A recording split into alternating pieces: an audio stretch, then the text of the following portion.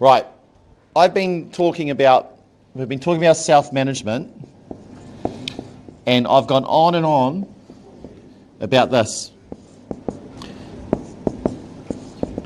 You make your point or your idea, you explain it, why, and your example.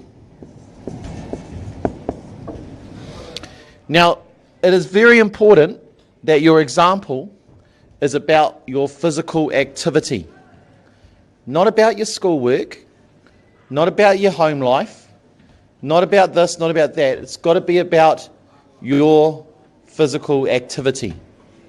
Now, that could be what you do in the fitness suite, it could be what you do in PE, or it could be what you do in the terms of sport in the school, but it's got to be about that. That's what that example has to be.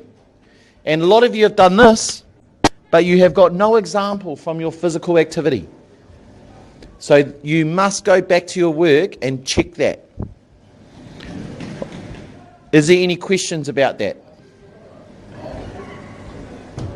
That's the first thing you have to check. Now the second thing is I want to direct you to this. Just here. A description of how each self-management strategy affects own participation in the physical activity. How does doing that self-management strategy, it might be time management, it might be bringing your PE gear, it might be resilience, whatever self-management strategy, and you had to pick 3, for each of them you have to explain or describe how it affects your participation. How doing that self-management strategy affects your participation. And you must do that as a separate paragraph.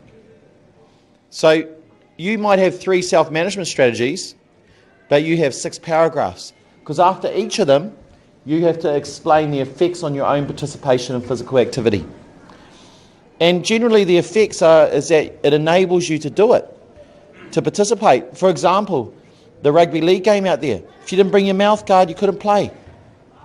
All right, so how does bringing your mouth guard affect your participation? All right, that would be an example, and you'd explain that.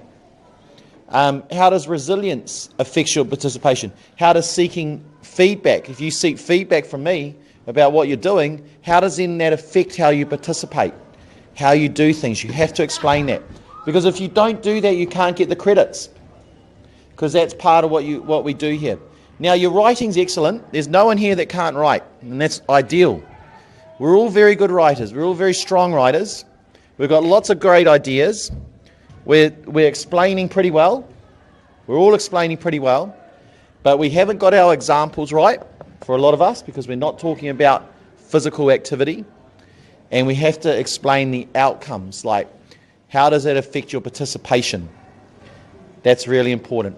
And once we do that, we're 3/4 of the way through it.